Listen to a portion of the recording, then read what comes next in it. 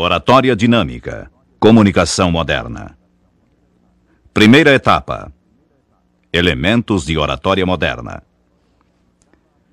Cada atividade desempenhada pelo homem, em qualquer setor de sua vida, desenvolve-se de maneira mais ampla ou acanhada, mais correta ou incompleta, na medida que ele possua maior ou menor facilidade de expressão. Isso ocorre desde o humilde operário ao mais categorizado diretor de empresa. Expressar-se bem é tão importante que, segundo George Bert, um ignorante que sabe expressar-se bem é mais ladino que um inteligente cuja expressão oral é defeituosa. É comum termos uma pessoa em autoconceito e sofrer uma decepção quando a ouvimos falar.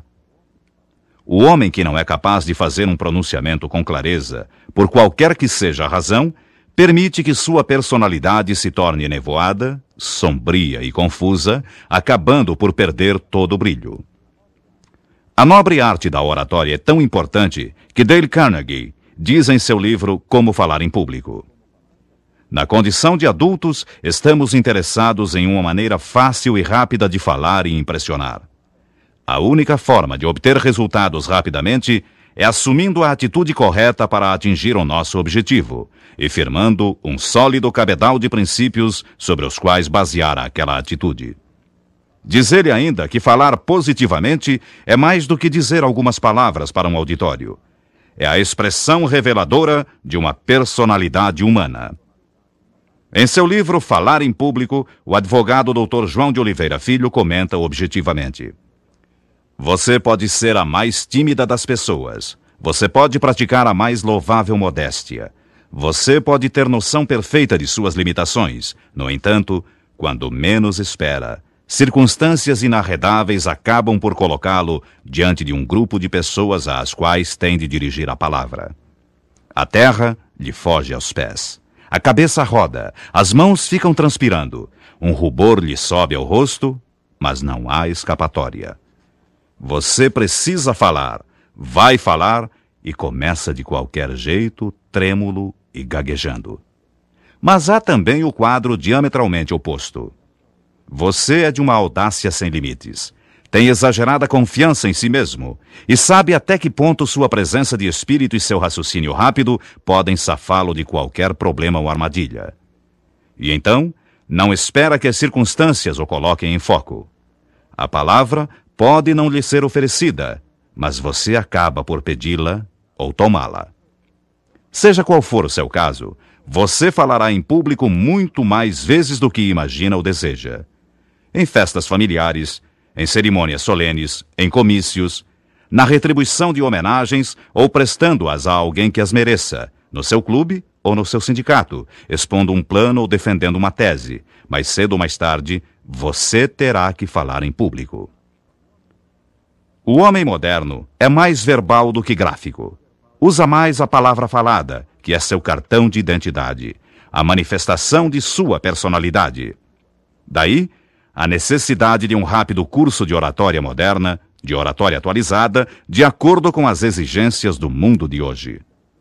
Primeiro pensamos, depois falamos. A palavra é o retrato de nossa imaginação. Por essa razão, é importante falarmos bem. Em suma, tudo o que as pessoas desejam é ter coragem suficiente para se porem de pé e falar alto, claro e sem gaguejar. Assim, este programa se propõe levar até você a maneira fácil de prender a atenção de um auditório e de vencer sua inibição natural. Você terá ainda, ao final de cada etapa, exercícios a serem praticados para um melhor aproveitamento deste curso. A palavra falada. De fato, o bom orador, o bom comunicador, deve falar com o auditório e não falar ao auditório. Seu interesse pelos que o ouvem é a causa do sucesso na comunicação. Há oradores que falam para dentro, não tomando conhecimento do auditório. Há outros que falam para si mesmos, como que encantados com a própria voz. São os que não têm noção do tempo do discurso, porque não se dirigem aos ouvintes. Lembre-se, concentrar a atenção naquilo que para você significa falar bem é demonstração de liderança. Viva melhor, sabendo falar melhor. Contudo, Dar um recado coerente a um auditório repleto não é tarefa fácil. O dicionarista inglês Daniel Webster afirma que preferia aparecer em público seminu a apresentar-se semi-preparado para falar. Lincoln dizia que jamais seria suficientemente velho para falar com desembaraço quando não tivesse nada para dizer. Foucault afirmava que um mau discurso é como uma carta de amor, onde o imitante não sabe o que dizer no início e termina sem saber o que disse.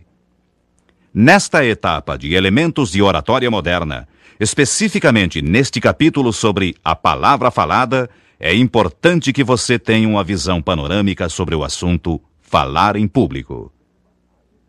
Você deve saber como é gratificante a sensação de pôr-se de pé e arrebatar a atenção de todo um auditório. Veja-se começando a falar, a plateia ficando calada, os olhos grudados em você, a atenção presa às suas palavras. Ninguém pisca. Todos procuram beber o que você diz. Ao findar, goze o prazer dos aplausos e das congratulações. Lembre-se, um auditório pode aplaudir até mesmo um orador medíocre, mas mesmo o orador medíocre sabe distinguir entre algumas palmas xoxas batidas em ritmo compassado, como que em tom de caçoada, de um aplauso vigoroso propiciado por uma plateia inflamada, em pé, aos gritos de bravo. Este aplauso é a maior paga que um orador pode ter. Todavia, para se chegar a isso, é preciso alguma inspiração e muita transpiração. Para sua alegria, porém, saiba que não existe nada na arte da oratória que qualquer pessoa não possa aprender. Saiba ainda que falar em público é a estrada que leva diretamente à autoconfiança. Durante a vida toda, falamos com espontaneidade. Ao conversar com um amigo, com a esposa, com os filhos, sobre futebol, política, problemas domésticos ou qualquer outro assunto, você usa gesticulação, inflexão e tom de voz espontâneos. Você não tenta engrossar a voz ou usar uma inflexão forçada ao contar numa roda de amigos como conseguiu tirar da água aquele peixe de 15 quilos. Para narrar esse feito, você simplesmente tem uma ideia do fato, de como o fato ocorreu. Depois, vai ordenando isso em palavras, pintando em cores mais vivas e dando mais detalhes de acordo com o momento, a circunstância, sua disposição ou a plateia que tem. Ora, se você viveu o fato, as ideias sobre esse fato são claras e nítidas na mente. E se as ideias forem claras, as palavras virão naturalmente, fluindo suaves e serenas como o deslizar das águas de um regato. Não esqueça que é importante ter na mente a cena que vai narrar. Depois, é só ir contando o que vê na imaginação. Por essa razão, não decore o discurso. Tome notas, coloque-as de forma ordenada sobre a mesa e utilize-as conforme for precisando. Isso não é feio e irá ajudá-lo muito. Outra coisa fundamental é demonstrar interesse naquilo que se vai dizer.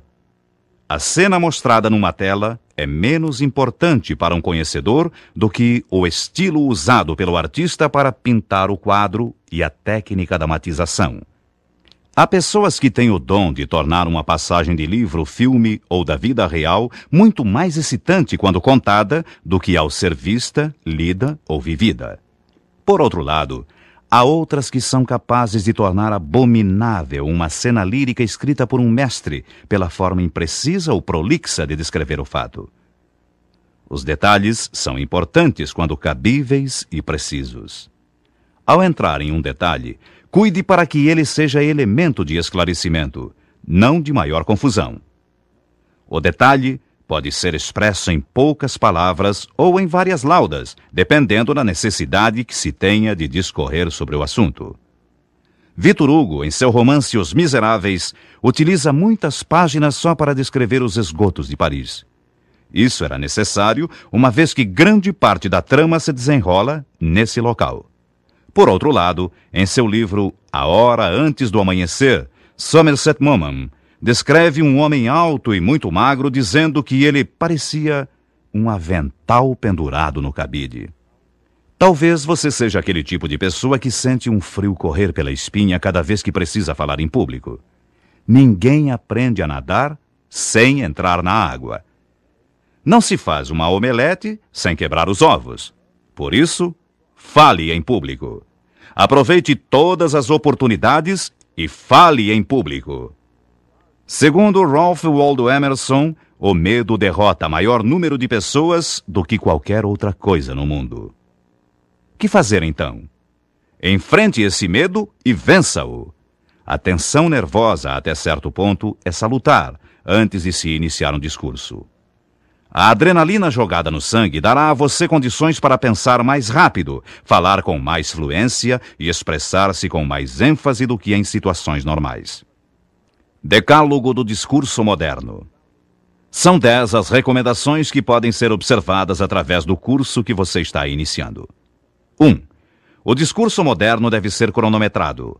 Uma folha datilografada com espaço duplo ou um datiloscrito exige 3 minutos para sua leitura. 2. Seja breve e agradará. O discurso comprido não é cumprido, isto é, não cumpre sua finalidade de convencer ou persuadir. Já ao contrário, quando consegue dar o recado, o discurso curto é um discurso culto. 3. Prepare-se antes de falar para melhor transmitir sua mensagem. 4. Se você tiver alguma coisa para dizer, levante-se e diga com simplicidade em poucos minutos. 5. O discurso divide-se em 3 partes: exórdio ou apresentação do assunto, exposição ou desenvolvimento, peroração ou conclusão. 6. Adquira conhecimento sobre o assunto que vai falar para não importunar o auditório. 7. O improviso, discurso sem preparação prévia, não deve ir além de 5 minutos. 8. Fale corretamente, numa linguagem simples e atual. 9. Organize seu plano de discurso e narre sempre que possível um fato ligado à comunicação feita. 10. O discurso eloquente é o que se caracteriza pela simplicidade e pela verdade dos argumentos. Importância da leitura de grandes discursos. Procure desde já tomar conhecimento dos grandes discursos antológicos da eloquência universal. Convém distinguir a eloquência da retórica, de um modo simples e didático. Eloquência é a arte de convencer. Retórica é a arte de bem dizer. Orador eloquente é o que consegue convencer. O retórico apenas diz bem, muitas vezes, sem falar com o auditório. Costumamos ouvir pessoas que dizem, após uma palestra ou conferência: o orador falou bem, mas não disse nada. É preciso, pois, que o orador fale bem, isto é, diga exatamente aquilo que o auditório esperava ouvir, sentindo-se identificado com o comunicador. Vamos lembrar mais uma vez a importância do tempo do discurso. Improviso, 5 minutos. Homília ou homilia, 10 minutos. Palestra, 30 minutos. Conferência, 45 minutos.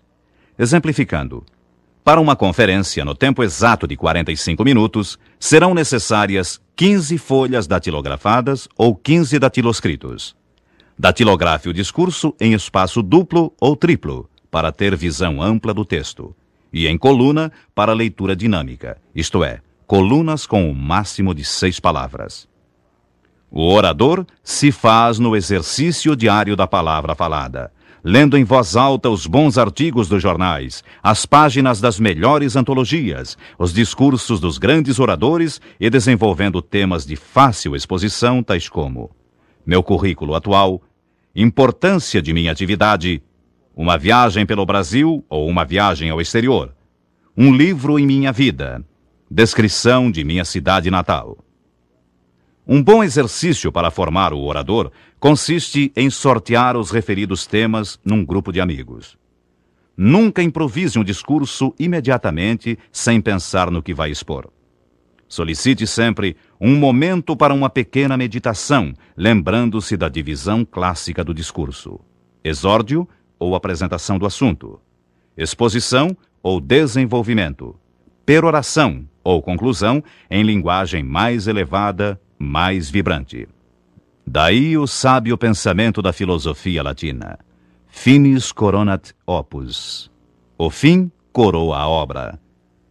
Encerramos esta etapa com um dos rápidos sermões do padre Saboia de Medeiros, que sempre fazia questão de dizer que subia ao púlpito para falar 5 minutos apenas.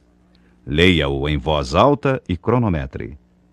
Veja ainda que nele se nota claramente a divisão exórdio, exposição, peroração. Desejos. Quão importante é desejar! Poucos refletem neste fato, mas a verdade é que nunca se fez nada de bom na terra sem que isto fosse precedido de um desejo. O homem que nada deseja é realmente um traste. Se algum ideal não desperta o desejo, então o que vai despertar são as brutalidades que o apetite encontra pelos caminhos. E os caminhos estão nos negócios como nas modas, nos trens como nos iates, nas ruas como nas praias. Por aí vão passando milhões de criaturas. Todas desejam. Mas a diferença está naquilo que desejam. Se o desejo é reles, essas criaturas serão do mesmo estofo. Se o desejo é alto, faz do gago Demóstenes o maior orador da Grécia, do pobrezinho o rei, do menino sem pai o sábio e do pecador o santo. O desejo tem força de nos modificar. O desejo é tão importante que os diretores da vida espiritual nos aconselham o seguinte: se não tens coragem de desejar a perfeição, deseja este desejo. O desejo de um desejo é mola que faz subir. Examinemos os nossos desejos e saberemos se somos vis ou nobres.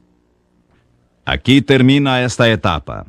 Para melhor aproveitamento do programa que você vem fazendo, é importante que ouça cada uma das etapas em ordem sequencial e tantas vezes quantas achar necessário para uma boa assimilação do assunto abordado.